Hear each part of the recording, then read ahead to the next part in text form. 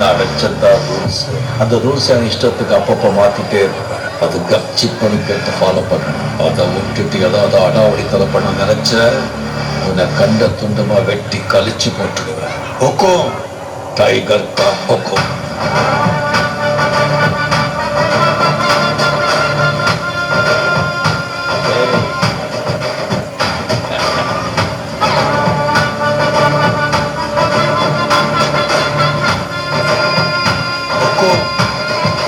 tiger